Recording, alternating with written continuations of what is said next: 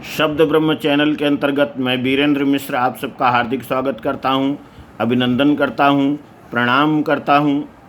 मित्रों, आज श्रीमद् भगवद गीता के 7वें अध्याय का महात्म्य हिंदी में प्रस्तुत करने का मैं नम्र प्रयत्न करता हूं। भगवान शिव कहते हैं, पार्वती, अब मैं 7वें अध्याय का महात्म्य बतलाता हूँ, जिसे सुनकर कानों में अमृत राशि भर जाती है।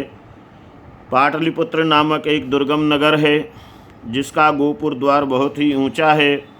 उस नगर में शंखकर्ण नामक एक ब्राह्मण रहता था। उसने वैश्य वृत्ति का आश्रय लेकर बहुत धन कमाया, किंतु न तो कभी पितरों को तर्पण किया और न देवताओं का पूजन ही। वह धनोपार्जन में तत्पर होकर राजाओं को ही भोज दिया करता था। एक समय की बात है, उस ब्राह्मण ने अपना चौथा विवाह करने के लिए पुत्रों और बंधुओं के साथ यात्रा की। मार्ग में आधी रात के समय जब वह सो रहा था, एक सर्प ने कहीं से आकर उसकी बाँह में काट लिया। उसके काटते ही ऐसी अवस्था हो गई कि मणि, मंत्र और औषधि आदि से भी उसके शरीर की रक्षा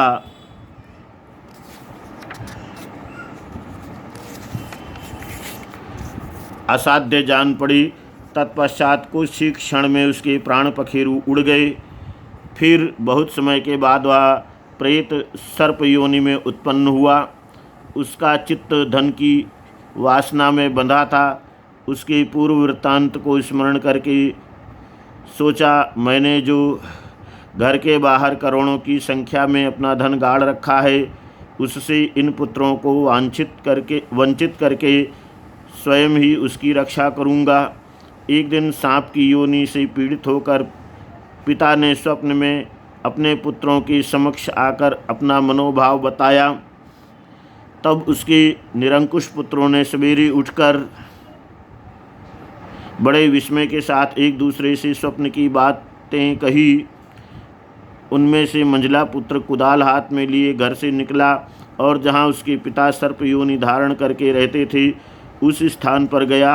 यद्यपि उसे धन के स्थान का ठीक ठीक पता नहीं था, तो भी उसने चिन्हों से उसका ठीक निश्चय कर लिया और लोभ बुद्धि से वहां पहुंचकर बांबी को खोदना आरंभ किया।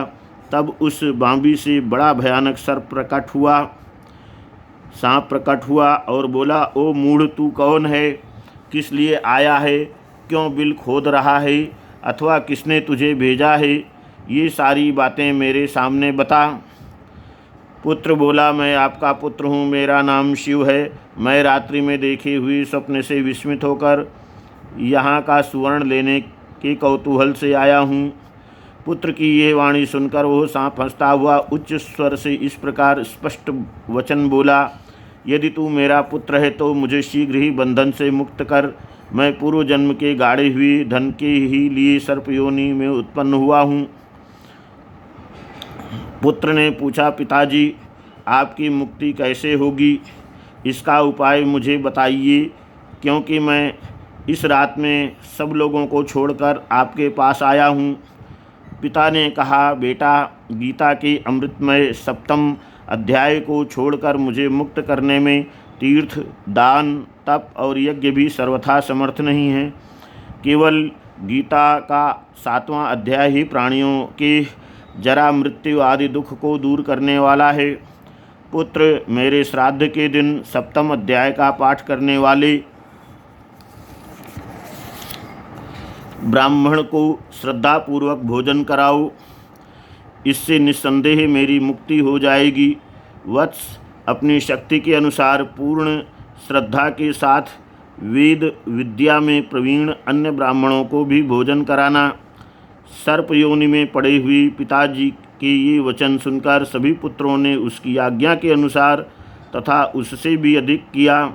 तब शंखकर्ण ने अपने सर्प शरीर को त्याग कर दिव्य देह धारण किया और सारा धन पुत्रों के अधीन कर दिया।